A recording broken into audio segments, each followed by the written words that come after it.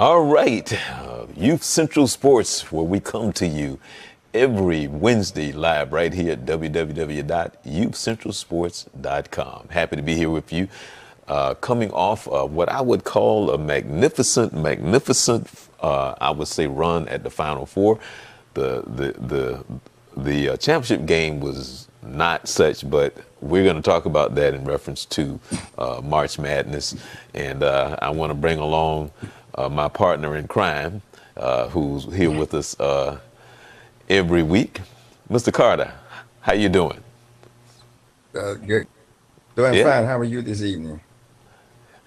How you Doing all feeling? right. How you feeling? Feeling, feeling really good. Feeling really good. All right. Give us an update on your surgery and everything. So, I mean, how's the rehabilitation coming? Doing well. Doing some getting up. Actually, was able to make some steps the other day with no assistance, no walker, no cane. So I'm really outing. I'm going tomorrow night if all goes well, and going to be my first opportunity to get out in the public in quite a while, and over about 6 weeks. Hopefully, I'll be able to use my cane and get out and hang out for a minute for an evening. So things are coming along pretty good. Can't drive yet. I'm really chomping at the bit to be able to drive, but that's coming soon.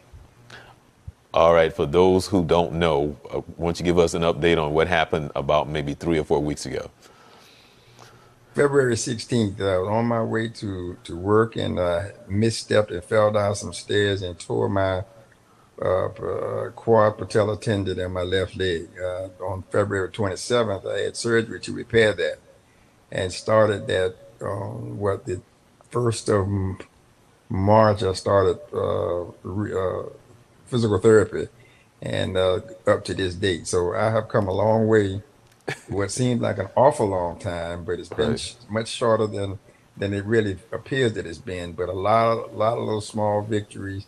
Now again, like I said the other day, I had a chance to walk around with nothing. I still got this brace on. Going to see my doctor hopefully next week to get his prognosis and see how soon I either get back to work or more importantly, how soon can I start driving. Okay. Well, listen, Vince. I want to start off the show. And recognizing and just asking you. 50 years ago, this is the date that Martin Luther King was assassinated, and you a few years older than me, not much older, but I can remember at the time. I remember that, and as a little kid.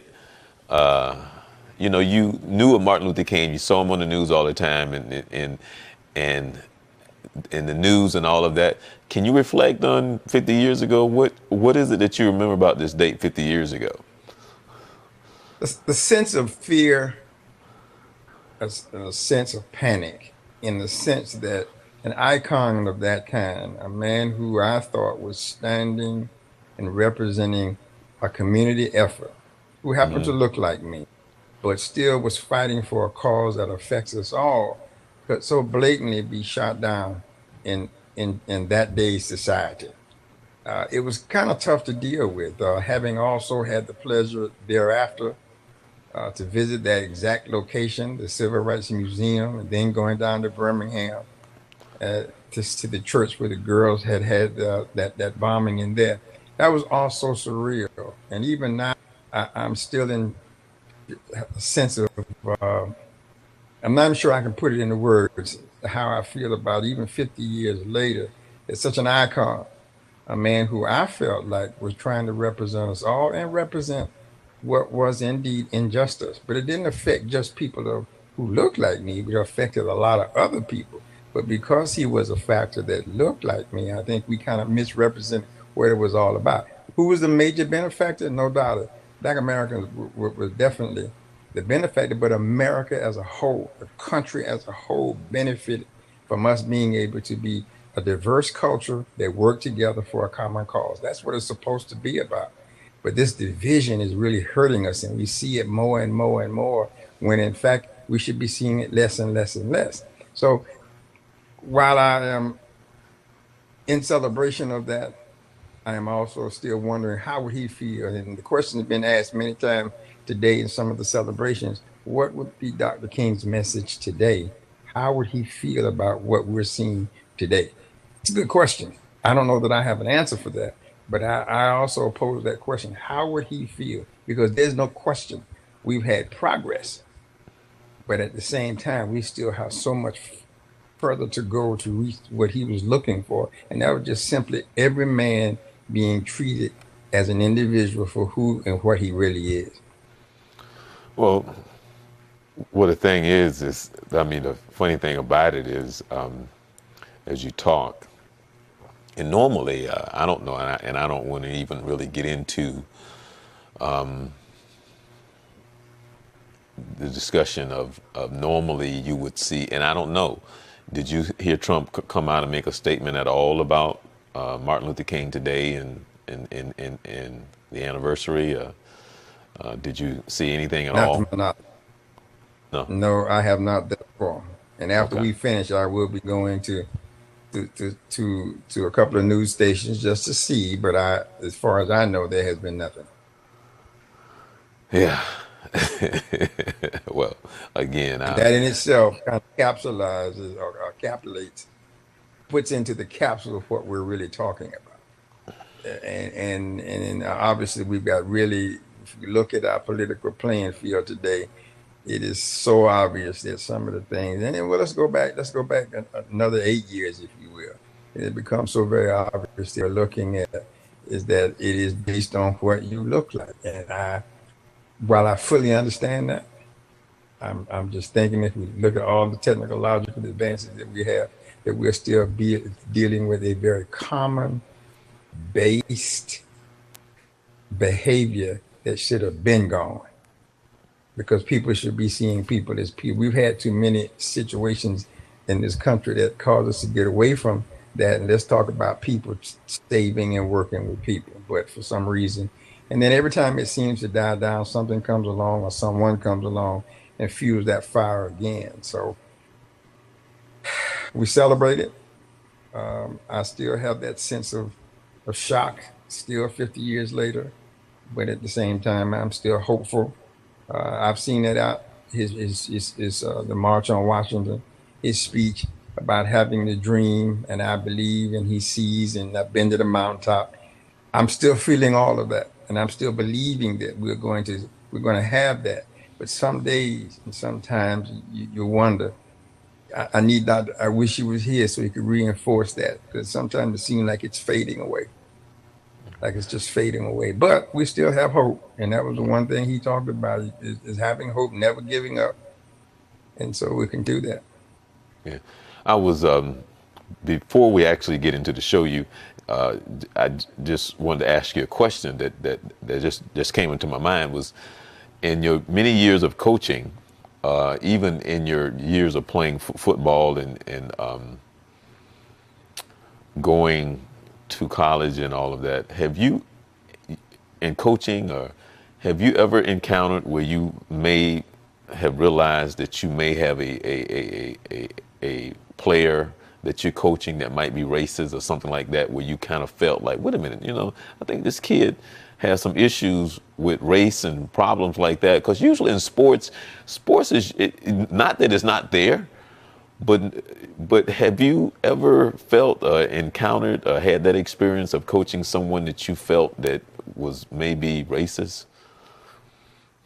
I have, and I've had it on two different behaviors. I've had it from a religious standpoint as well as from a race, which sometimes combines itself. And and perhaps I was being naive because I was really thinking of this is from a coaching perspective. I really was involved in trying to coach, but I kept seeing and feeling this resistance. But then I kind of ignored it, thinking, well, he's got to get used to what we're seeing and stuff. And as time passed, it became very obvious that what we were looking at was a racial difference.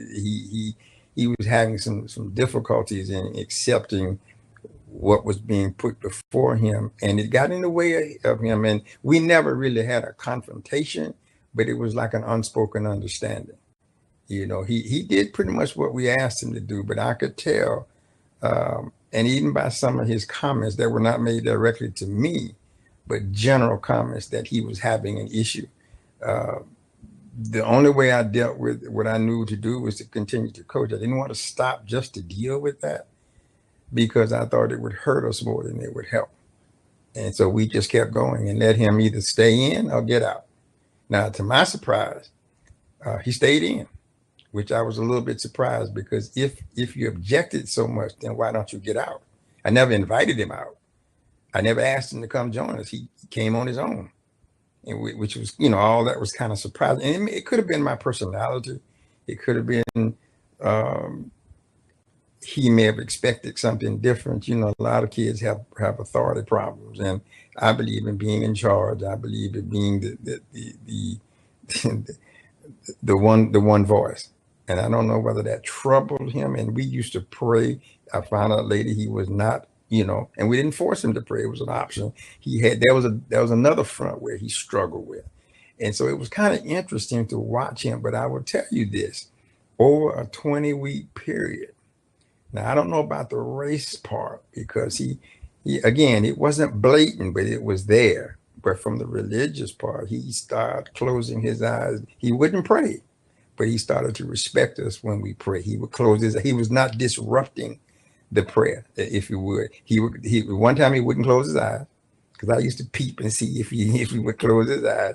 Later on, he started closing his eyes. He didn't pray. At least he didn't verbalize it. So I don't know whether that led to him being more accepting of what we were doing. He played reasonably well. I mean, we he was our seventh guy. Did a good job. Parents, I kind of got a feeling from the parents today. Their major concern was that my son be treated fairly and equally, and earn his time, and we tried to do that. So a blatant outburst I've seen more from parents than I've actually seen from kids, where kids may have had an objection, but they weren't blatant. Where parents were a bit more vocal about their displeasure. Uh, it, it, I think if you aren't careful, you can get consumed about that, and it takes away from what you're doing. Because I had a real bad incident with a parent where we disagreed about a process of what we were doing, and I had to let them know the decisions on this basketball court are mine, not yours. And if you don't agree with what I'm doing, that's entirely up to you. However, your opinion will not affect my decision. And I made a decision regarding his child, and he got upset and took him off the team, which I respect. But then he wanted him to come back, but he wanted me to apologize. And I said, I'm not going to apologize because I haven't done anything. Kids welcome back if he chooses. And then the young man decided to come back. He did come back and had two outstanding games. So a lot of times the confusion, as is in this whole race thing, is we got people who won't let go, and we have people who don't want to embrace, and then it becomes like a disease, and it just spreads and spreads and spreads and spreads. And you're asking people now, what is your objection when it comes to racism or whatever and they can't always tell you. They really can't give you a factual fact about it. It's what I know. It's what I've been taught. It's what I've seen. Okay. Could it be then what you've been taught and seen is wrong? Or have you opened yourself up to see anything any different? Because I was one of those persons for a while. I had a strong objection because I've seen some stuff that really left a mark with me. But I had to come to understand that everybody's not the same. I got to give you a chance to prove me right or prove me wrong. That's simplicity of it. I mean, I don't know if it's quite that simple, but that's what I faced and said, okay, I'm gonna be good. I'm gonna treat you like I want to be treated, and until you show me a reason to treat you otherwise. And, and agree after that. You don't agree, that's fine. I mean, and I respect that. But and if you're addressing me as a coach, that's one thing. But if you're addressing me as an individual, that's a different thing. That didn't personal. So I'm not going to let you. I'm not going to let you attack me. Now you can attack my philosophy. You can attack my skill level, if you will. You can attack my ability to do what you think is right or wrong. But when you start to question my intelligence and my integrity, and now it's going to a personal basis, and I really take exception to that.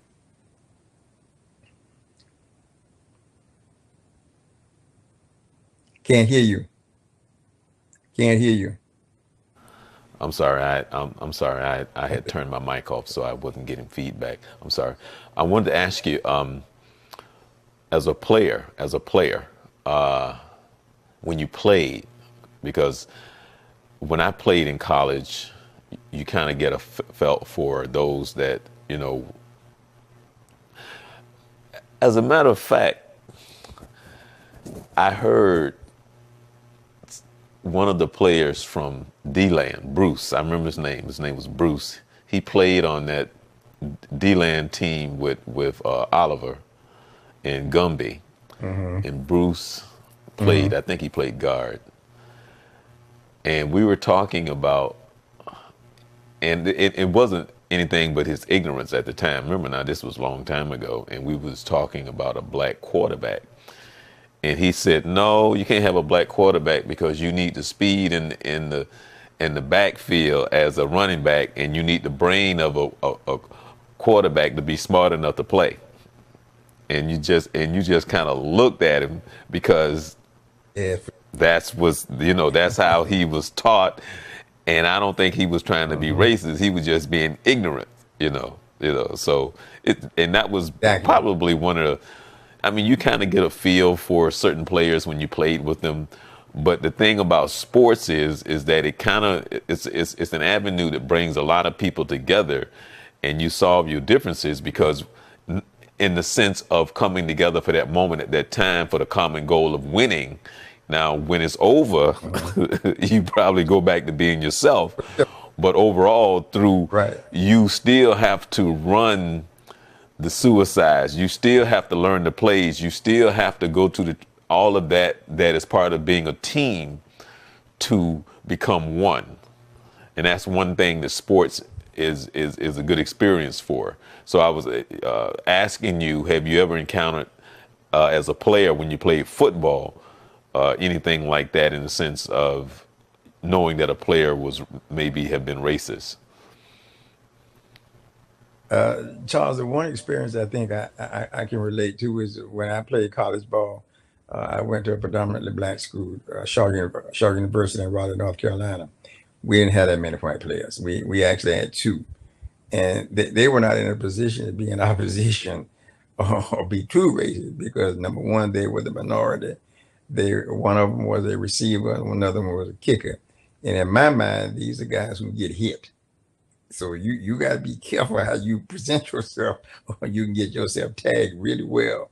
Now I have played in other schools where those percentages have been different and sensed a different perspective in that respect. But generally, my experiences have been predominantly African American settings, and we didn't have that many non-African Americans involved. If there were, there was like maybe two or three, and they seemed to be cool. Now, my military experience was a little bit different. I saw that there was much more pronounced. Right. You get coming from different parts of the country, they had no problem acknowledging because they did have support. Sometimes these platoons and companies were made up 50-50, or maybe sometimes 40-60, or however you do it. So the vast majority tend to speak its mind. Right. And in a couple of my situations where we the African American was the minority, we were strong though, but we were the minority, and they had no problem, speaking to us, but we had no problem speaking back, saying, well, you may have come from the foothills of Kentucky, the backwoods of Alabama, but we in South Carolina here, partner. I don't know if you understand what that means. We come out of a whole different ball game than that you come from. So a lot of that, and then what I found is that once you establish yourself, and everybody kind of got on, understood what we were, then we met the common goal, and we had to get something done because come that next morning at 4:30 when we hit out there in that parade field to start our exercise and our foot moving for the day, nobody cared about that. Okay. Nobody cared about that because we got to get down. We got to get down the road, and we got to get to doing. And if we coming in, your bed is not made, and my bed is made. It don't matter. Everybody gonna get punished. That quickly kind of pushed that stuff aside. Said, listen, if anything, let me help this boy because he gonna get us in a whole lot of trouble. So those situations kind of push you past that. Doesn't mean you don't have that feeling, because some of my officers were very blatant about how they felt, but they were held to a standard. and they did some things that I thought that were not proper, but there's a standard. There's something that you have to acknowledge. There's a rule. There's a authority that you have to present that to, and they were trying their best to be fair, Okay. even though they may have shown a little favoritism. So I've had limited from that. I've had a, a small percentage of it. Okay. Well, let's talk about March Madness. Did you Yep. see? Did you see the women's Final Four? Yes, I did. Yes, I did. Was two great games as far as the getting to the championship game. Yeah. The the Both the the, both games the went in final overtime. absolutely Final Four was unbelievable. Not to mention the championship game itself. Right. Uh, let's be honest. From an excitement standpoint, they outrival the boys. The boys. Final Four games were good games, but nothing like what the girls were. And then Right. that final shot that young lady took, I mean, that was just absolutely unbelievable. I'm sitting there going, no, no, she's not making that. And that thing hit nothing but the bottom of the net. That was one of the most exciting games, that I found it interesting that I was rooting against UConn. I really Right. didn't want to see them win. The thing I noticed that if you remember last year when UConn lost to Mississippi State, Gino was much more upbeat about it. Right. He Right. laughed about it. He kind of made a statement like, "Well, we knew this was going to happen." But if you notice this year, he I wasn't did. the same. He was a bit more irritated Right. Yeah. this than he was because I think what they were 36 and 0 coming in or something like that, and they got outplayed. But he had said 2 weeks, 2 games prior to that he was not satisfied with their overall attitude or their offensive production and something on defense. And then they went out and played 2 games and looked really good.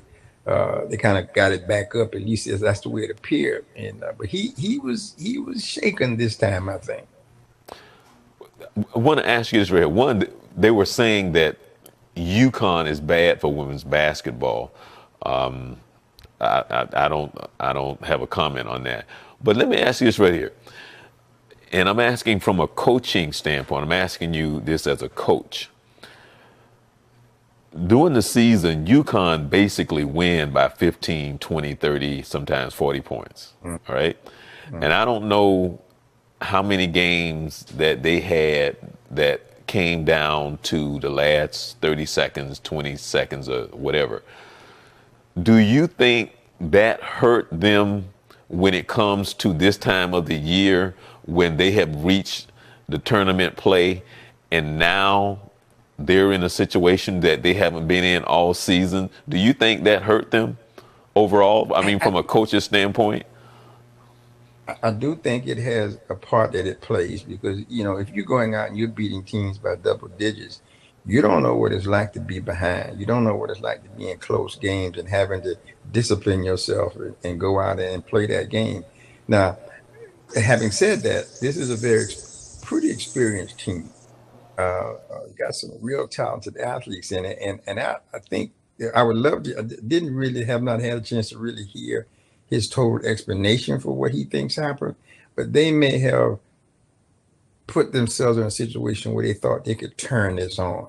Now, the other side of that coin is you can never, never, never not believe the heart of the person on the other side, how bad they wanted this, because they've had good games before, and it looked like from time to time they put them in a situation they were uncomfortable with.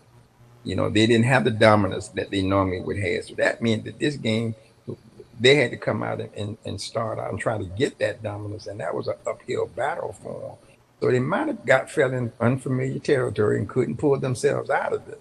And I expected them to. I expected them in the second half to really come out, but it didn't look good. It didn't look as sharp to me. But but isn't it part of the fact that at that level, as we think UConn to be this dominant force, when the lights are the brightest, and now it comes down, like they say in the playoffs. Now all of a sudden everything slows down, and it's a different mindset. The game is always the same. I mean, nothing changes in the sense of the game, in the sense how it should be played. But the mindset and the lights are bright, and now you're on the biggest stage. Then all of a sudden, everybody's play is up to what it is. And again, the question that was asked, and which we're talking about now, all of a sudden, it's not a 10-point lead with 3 minutes to go. It's not a 20-point lead. Now you're going back and forth. This team is focused. You're focused, but you haven't done this the entire season. I mean, Well, something to be said about teams that go out and play close games. I think there's a big lesson that's learned when you play those kind of games. There's expectation, there's management of your emotions, it's execution. All of those things come into play, and it really you've been there because it teaches you how to learn. It doesn't matter whether you win or lose. What they were saying about UConn in overtime, they hadn't won any overtime game. They hadn't won any over because they hadn't been in any overtime game. Well, right. enough to make a difference. The one they had been in, they lost. That's not something they're accustomed to. They're accustomed to getting out in front of you and just beat you down and beat you up thereafter. And they couldn't get that. They couldn't get that type of release. So I think it did have something to do with the familiarity of it all. You expect at the highest level, but they're still players.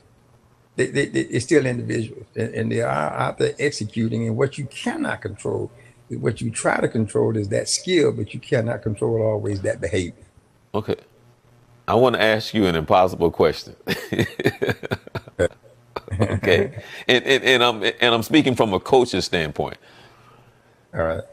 If you're concerned, and you know this as a coach, that you may be concerned about this at at playoff time, tournament time, how do you prepare your team for that when you're blowing everybody out? You do that. And I'm saying, it's kind of like a question, but it's like, well, if you just run a machine, and you, in the back of your mind, you're thinking, you know what? I think there might be a problem come tournament time, because my team has not the entire season really have had any close games where they really have to battle and deal with the pressure of being behind with a minute to go.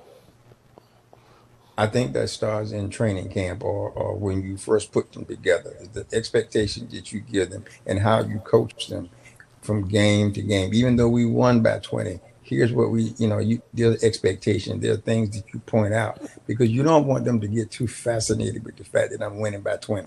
Yeah, you won by 20, but let me show you what you didn't do that could have cost us the game. Let me show you the decision that you made that had we not been up by 15 could have cost us this game. So it's a gradual process, and you try to keep them grounded by challenging them, by raising the stakes, raising the goal, raising the mission. Obviously, the mission is to get to the championship game, but I think you coach those tight games if they're not getting them by shortening the mission, changing the goal to get them to play for that goal, and then you got to remind them, listen, we're not going to beat everybody by 20. Or 15. Now you may end up doing that, but that's not the goal. Not the goal is execution. I've seen coaches that have had teams that execute at a high level from a point production and punish them in practice because you didn't miss your free throws, you miss these defensive assignments, and that is all to keep them grounded so that when they get in a close game, you will execute at the highest level. You don't take shortcuts. It's a tough thing to manage because it's hard for me to tell you that you're not playing well when you're undefeated and you're beating people by 20 points. That's hard to convince you that because you're going to eventually come to think, well, coach, I hear you, but ain't nobody beating us. But somebody's going to beat you if you continue to think that way, and that's a challenge. That's just an absolute challenge. Okay. And I don't know if there's any one way to deal with it, but I think for me the thing is to start planting that seed early on because my anticipation would be that I'm going to have close games. Now, if I don't have close games, I still got the coach close game mentality. or raise our level of execution so that it won't become what we hope won't become a problem. Okay. Well, congratulations to Notre Dame because actually Mississippi State, the Yeah, both great game, and congratulations great to battle. Notre Dame. It was great. Right I now, also mentioned to you, I mentioned to you that when Kansas and Duke played, that was such an outstanding game, and you noticed the next games after that were nowhere near as close as those two games were. right, That was probably the best games you had seen from a back and forth. And I was rooting for Kansas, and they came out, went in overtime, and won it. The next two games were nowhere near, or next three games were nowhere near that as exciting. right. That was my I next mean, question. I was going to go to the men's, to the NCAA men's, that asked you what you thought about the tournament there. So you went right into where I was going, trying to go to. yeah, I mean, good games. I mean, but not nearly as exciting as that evenly matched, because you do expect that when you get here that these teams are Michigan against Villanova.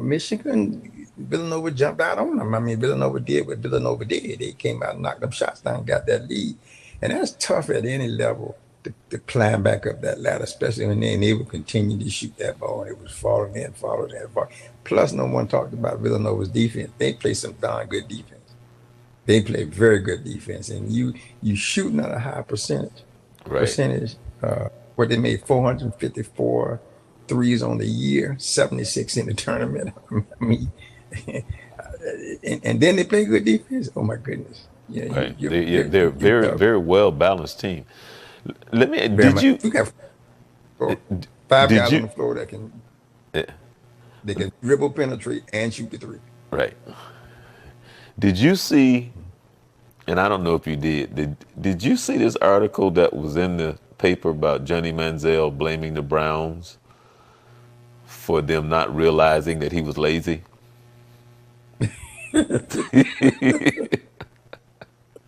Did you? Did you? No, I got it because I did not see. Nah, that's Yeah. funny. Basically, what he was saying was, if they had done his homework, they would have realized that he was not an X and O guy. Like, he was not an X and O guy, that he didn't sit down and he didn't watch film and he didn't watch tape. He didn't watch, that he was just kind of go with the flow kind of guy. And that it's their fault that they didn't do their homework and research on him, to say that they should have known, if they had done what they should have done, that they would have known that he was lazy. That's what that's what the report said. To some degree, to some degree, I think I'm in unison with him to a certain degree. I think you look at what the young man was able to do, his level of excitement, energy. I do think you do kind of do your homework and ask some questions and say, well, what kind of player is he? I mean, but at the same time, I think they expect that you're a professional ball player now. You're gonna step your game up. You know what's on the line, and for him to fall back on it as an excuse, I think that's inexcusable. I mean, I would have said that if anything was my fault, but I don't know if I put it on the Browns.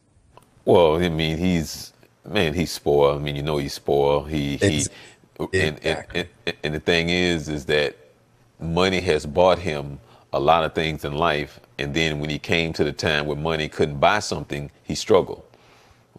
Well, notoriety and money, Right. and I really, to be honest with you, uh, I thought he was overrated. I didn't think he was that good of a quarterback to start with. I thought he was a decent quarterback, but I didn't think he was all of that. And then if what he's saying is true, then it manifests itself on the field. That's why nobody want to deal with it, because that game changes. It's a faster game. It's a stronger game. It's more it's an IQ game, because as smart as the offensive players are, the defensive players are just as smart, and they hide and disguise stuff, and you got to be on your P and your Q. Johnny Manziel was not ready. He had some outside issues that were affecting Oh yeah. that, and so I mean that's really what he should be talking about. Yeah, and maybe he's right. Maybe they should have done a better job of because I do think sometimes that these different organizations need to tell some of these kids, yeah, you are a exciting player. Everybody sees you, but you don't do it for us. They're so afraid that you're gonna get him and I won't get him. So I'm gonna take his faults and try to make him better. When you just tell the kid that you don't fit us. You're not. I mean, we like you. Great, you've done well, and we're excited about it. And we wish you well. We'll meet you on the field. The RG3. Did you see who he signed with? That was kind of surprising because RG3 hadn't played in ball since 2016. So I don't know if I applaud him for staying and being ready to come back, trying to get back. Same thing as Yeah. Manziel. Right. I'm Well, curious. no, no, no. I'm saying he signed with the Ravens as a backup quarterback today. Yeah, but I'm just saying I applaud him for staying in and punching at it. Could be a good place for him, especially as a backup. I don't think he's a starting quarterback anymore, but Right. he could be a darn good backup. He could throw the ball, and his IQ was pretty good. I'm just shocked that he's back in the game, but I applaud him for the effort. Okay. Well, it's just funny though. It just seems like the quarterback position is just not that many quarterbacks out there apparently. Because the way they act is just like it's only like four or five. I mean, the way they Well, act. you look at I was looking at the mock draft Hmm. conversation today. They had on I think of 7 players. 4 of the 7 were well. I'm sorry, no, 6 of the 7 were all quarterbacks. Well, I'm sorry, no, that's not right. 5 of the 7 were quarterbacks, and so that seems to be a high commodity because it takes a while to get that quarterback and get him in and get him exposed and ready to play. Uh, that seems to be every year that they, a number of quarterbacks coming into the league. Most of them don't make it. A lot of them just hang around. It takes them 3, 4 years, to get there, especially they're coming in and we have an established quarterback. Now, if you got controversy or you don't have that good quarterback, and that learning curve is even shorter. But it appears, to your point, there must be something going on. I mean, because I'm looking at a couple of teams, they had a defensive back in there, and they had a running back up in there. Everybody else were quarterbacks. And I'm like, shoot, everybody don't need a quarterback. I know, like my Cowboys, we don't need a quarterback. We need some defensive ball players. And we got to do a little offensive line repair. So, so yeah, it was interesting to see that. Okay. Well, guess what? Okay, It's time for the 30 3 minute seconds, sprint. 3 minute sprint. Let's go. I'm ready. I'm ready. Okay. You ready? I'm ready. All right. Here we go. All right. Will Tiger make the top 5 at the Masters? Yes. Yeah. Okay. Will Yeah. North Carolina make the Final Four next year? Yes. Okay. Michael or LeBron? Michael. Michael. Hmm. LeBron or Kobe? Kobe. Who is your MVP in the NBA this year? My MVP is the young man out of Anthony Davis? uh, Anthony Davis. That's my MVP. Okay, that's your MVP? Okay. Shaq or Kareem? Ooh, Kareem. Okay. Kareem. Hakeem or Shaq? Hakeem. Okay. Will the Orlando Magic win 30 games next year? No. Win how many? will, How many games? will the 76ers make the Eastern Conference Wait a minute. Go Finals? back. Go back. Yes. And what was your question about the Magic? How many games? 30. Yes. Really? Oh, okay. I Yeah, they mean, we're win going to 30. talk about that. Yeah, man. Are you surprised Grant Hill is a Hall of Famer? Yes. Okay. Marie Osmond or LaToya Jackson? Latoya Jackson. will, will Lamar Jackson from Louisville make the NFL as a quarterback? Yes, he will. Okay. Will Denver draft Baker Mayfield at quarterback? No. No. Okay. Should Barry Bonds be in the Hall of Fame? Whoa. Uh, I think he should. You think he should be? I think he should be. Okay. Uh, Should Pete Rose be in the Hall of Fame? whew. Yes. Yes. Okay, we need to talk about that. Yeah. Should betting be allowed on sports? Should that be legal?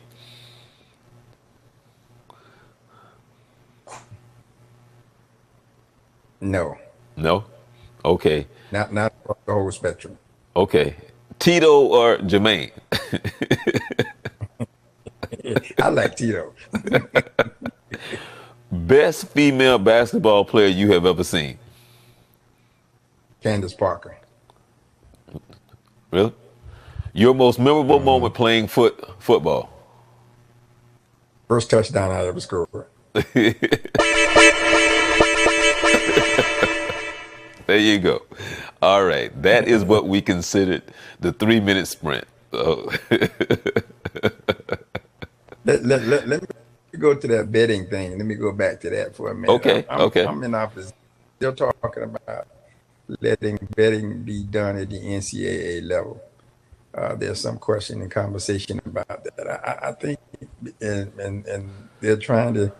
There's a group that's telling the NCAA, you got some games being played right out there in Vegas, and they want to put bets on 16, 18 Final Four in Michigan. They don't want to do the 64 or 32. If I'm not mistaken. I just think that if you're going to go ahead and allow that, then you've got to treat these kids almost as pro athletes to some degree. Then the question of paying them and all those things, then you take away their amateur status because you're already making money off of their images as it is. And now you want to put betting in too. I just don't think that across the spectrum is the right thing to do, especially collegiate and high school ball. Pro ball, yeah, why not? Go ahead. Nobody really cares. But when it comes to that collegiate ball, if you want to keep the collegiate a collegiate, then treat him or her as a collegiate. Okay. Have you been following this LeBron, Nick Saban thing? Have you been following that? No, I have not. It's something to do. It says copyright infringement drama heats up, expressing concerns about a copyright infringement over the football program video series featuring Coach Nick Saban talking with a former receiver, Julio Jones, in a barbershop. So evidently, I guess LeBron was doing something like that or something. So I don't know. And he's saying now they sending lawyers to each other. so it's like, I missed that one. No, I'm serious. I mean, it's kind of like been on. It was on Fox Sports. It was on ESPN.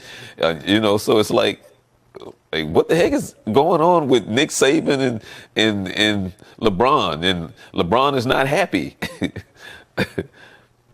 And I haven't heard that. I'm gonna have to. Yeah, Google that. Google.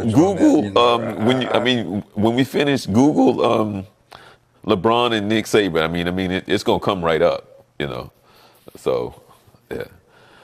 Now here, and gotta say, now this is a personal thing for me, and I want to make sure everybody understands. It's just me personal. I am tired of watching Sports Center, and 90% or 7% of the Sports Center is about LeBron.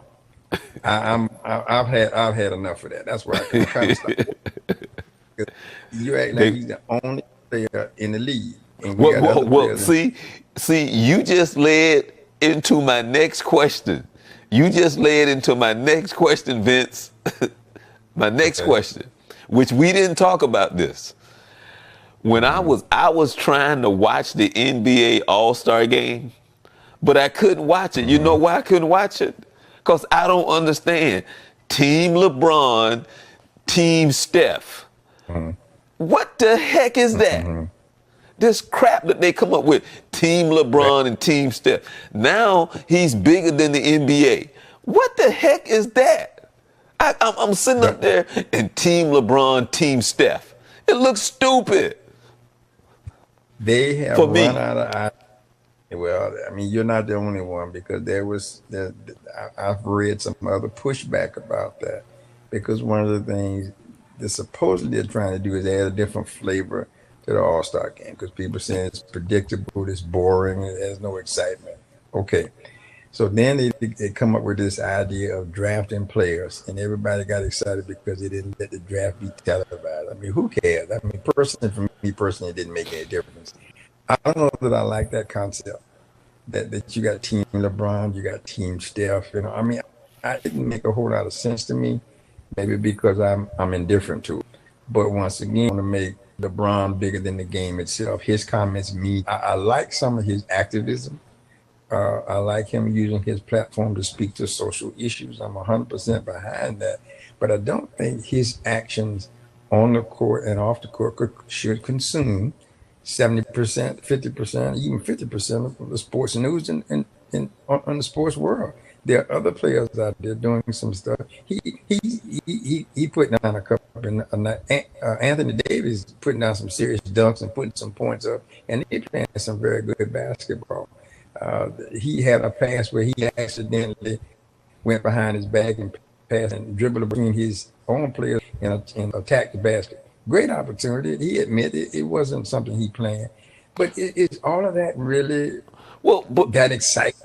But I mean, Vince, Vince, like when they show stuff like that, everybody that knows anything about basketball know that that's not was his intention to do. It just happened that he just got lucky that way. Like that was something that he go like, oh well, let me dribble the ball behind my back and through his legs. Everybody that played basketball on any type of level knew he just got lucky on that play. Just like a lot of times. And now I'm gonna switch it up some, just a little bit. But as God is my witness, Vince, it's the same thing back in the day when they would praise Larry Bird and some of the stuff that him and Magic or something would do. And we would go, but we was doing that in 8th grade. We was doing that in junior high school. So it's like, what's the big deal? It's just like, really? I had a hard time appreciating a lot of what Larry Bird was doing because I didn't think it was that fantastic. Now, he was a good passer. And no doubt he shot the ball well. He actually played better defense than most people gave him credit for. But it wasn't, in my mind, that spectacular. He made some very nice-looking passes, some timely passes, some eye-catching passes. But look at Pete Maravich. I thought that was some serious basketball. Magic had a lot of flair to his game, which you didn't see that much. He was behind the pass and no look pass. Well, I'm like you on the playground. I saw some of that. Now, what excited that I had that level where he was playing, and no doubt Magic was a heck of a passer. Right? Oh yeah, definitely. But I give you an example. That play that they talk about, Vince, where Michael Jordan went up with one hand, then he brought it down, and then he went up with the other hand. You're like, you will see that all the time. But the way they talked about it was like it was, and it's nothing against Michael, but I'm just saying it's just like that. That was a common play that you would see in the park all the time, or you would do, that you saw all the time. And it's just like they made it seem like he did this, went up, did a 360, then reversed, dunked it, took it out, and dunked it again. I'm like, it was a common play. There was nothing spectacular about it. I think that would make it more, that made it more exciting than it possibly may have been, would have been too. Now, take into account now, and I say this with all respect to all parts of the country, but in certain parts of the country, where that was a common occurrence. Other parts of the country, you didn't see that. And I think when you get to the professional level, you wouldn't have thought that you would have seen playground move to that effect being used in. I think that was the excitement. I think that's really what that thing was about. And Mike went on to do some other stuff with that ball that you saying. I've seen Johnny Blow do that in the park, against the guys in the park, but here's Michael against other quote unquote professionals, the same thing, and doing it on a Monday. So I'm like you, I'm not taking away from Mike, because Mike is one of the top dunkers of all time. And one of the things I admired about Mike dunked in traffic. Right.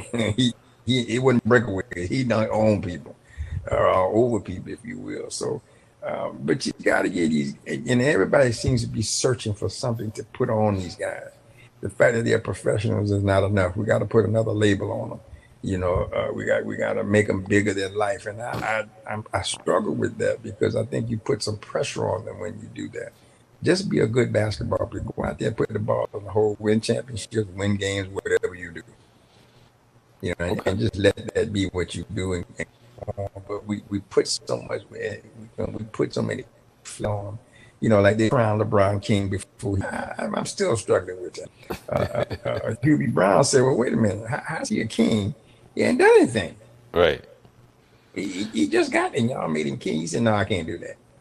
Right. Prince maybe, but no, not king. And I agree. Let these guys earn this respect that you have for them. Let these guys prove that they have that kind of an ability. And I think they took off with that thing and kept going. And maybe my bias, because I'm not a LeBron fan. I don't want to take away from LeBron. I'm just saying, me personally, I'm not a LeBron fan. But LeBron has done some great stuff socially and on the basketball court. Well, to me, he didn't become the player that I thought that the hype that was Yes, I agree. before him. To me, he didn't start playing that way until that series when they came back 3-1 against Golden State. That year, that playoff series, he finally played like a superstar. Up until then, man, he would have these mental breakdowns. He would throw up these balls, but he would chip the paint off the rim and sometimes be like, what the heck was that? And it's almost, it's like you want to pull for him, but he would have these mental breakdowns sometimes. He'd be like, what's going on through his head? That's that immaturity. Coming to the league, he ain't played no college ball, no experience. You just think he's ready because of his size.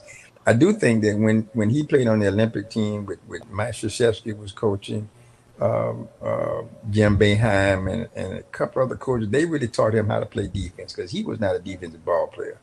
He himself credited those guys for really giving him a different focus of the game, and made him become a better defensive ball player. And I think the results of what they were doing, what you saw at that time, it takes a bit of him to grasp that the game. Staying out alone, LeBron, you're not a jump shooter. Everybody swears that you are, but you're not. You're a post-up guy.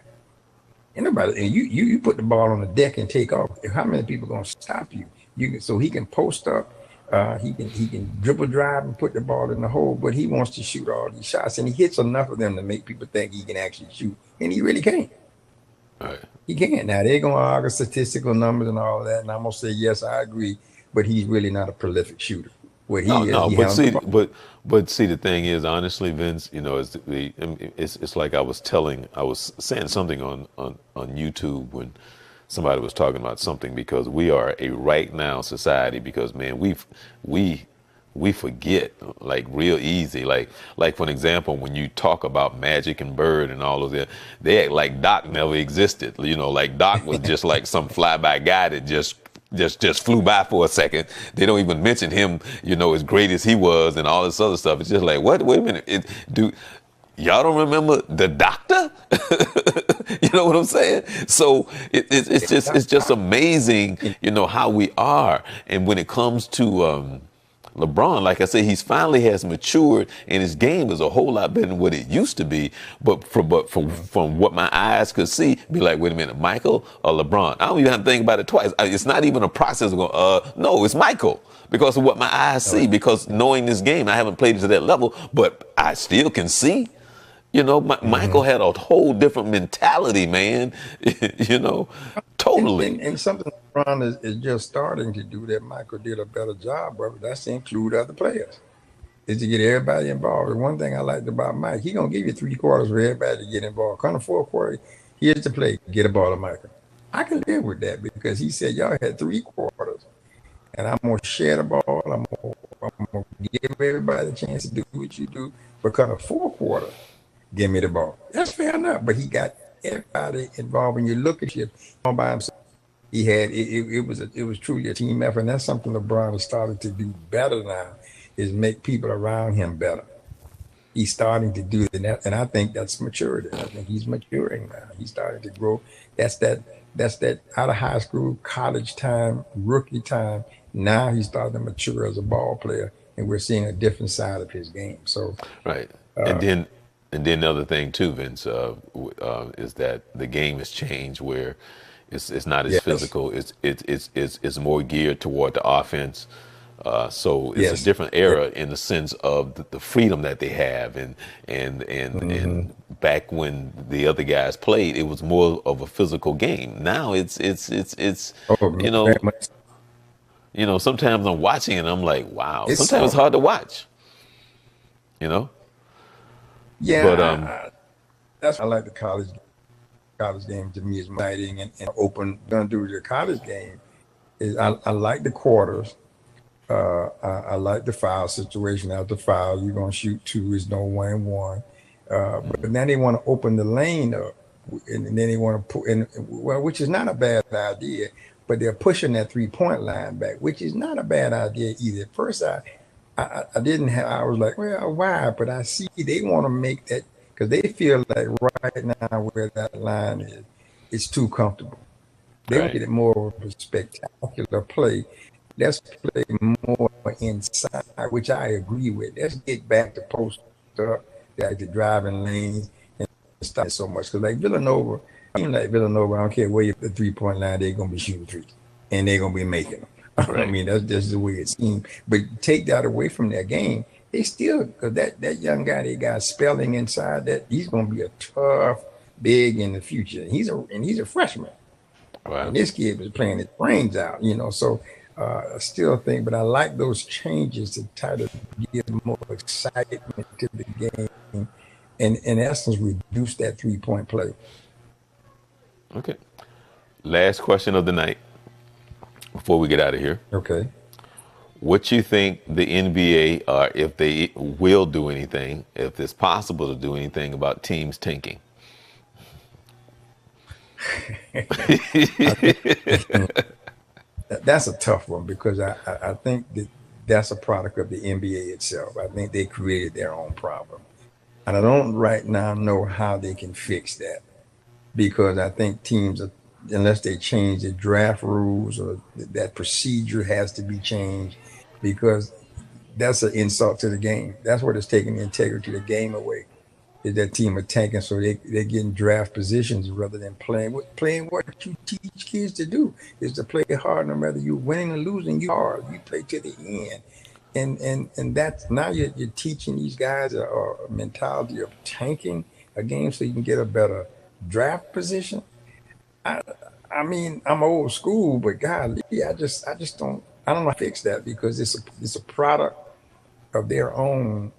They created that situation. They're gonna have to find a way to clean it up. Right, Yeah, because just like the one and done situation, they created that. Everybody complains about it, but you created that. You allowed that to take place. You know.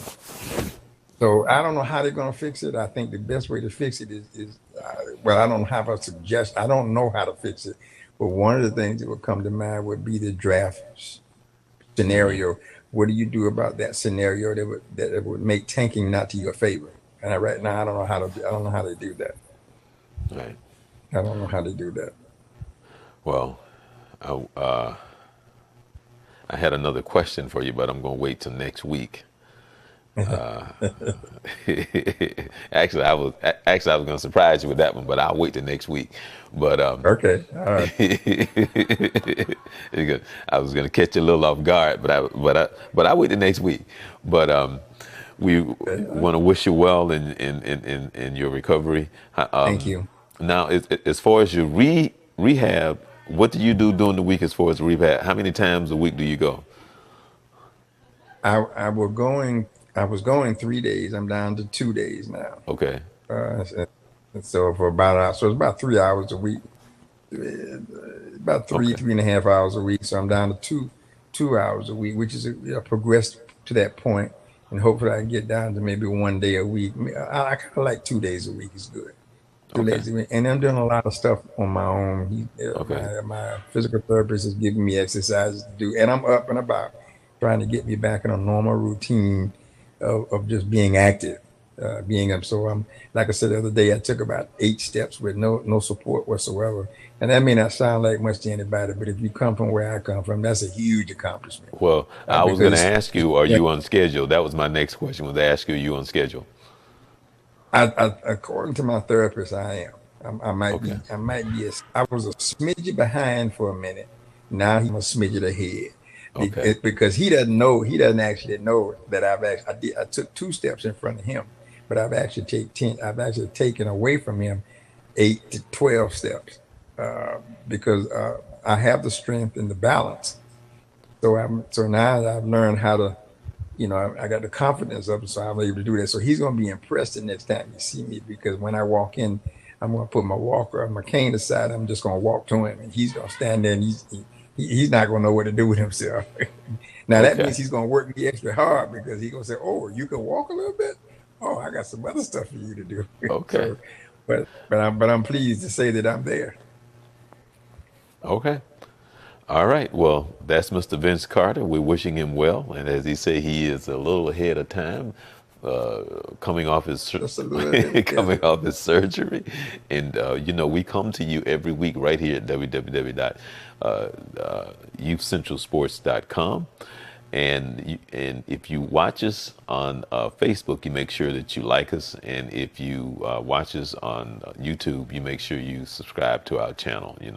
Happy that you join us, and we will be involving you more Mhm. coming up real soon, where we're going to be interacting with you more so on Facebook, also on Twitter and Periscope. So we're going to get that going, and I do read your comments that you send as far as the email. So with that is being said, thank you so much for joining us, Vince. I don't know what the weather's like there, but it's wonderful Yeah, here, man. It is absolutely you'd wonderful be here. surprised. Huh? We in the 30s tonight. We in the 30s tonight. Ooh, ooh. Well, Yeah. yeah, well. Okay.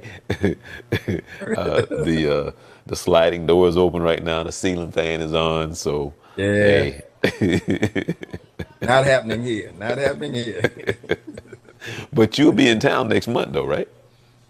I will. I will be in town around the 22nd through the 28th of May. Okay. All right. Good. I'm Charles Morris. So we get to do one live together that Okay. Wednesday night when I get. Yeah. Okay. All right. That's Mr. Vince Carter, the original Coach Carter. We'll be back next week right here at Youth Central Sports. Enjoy the rest of your week.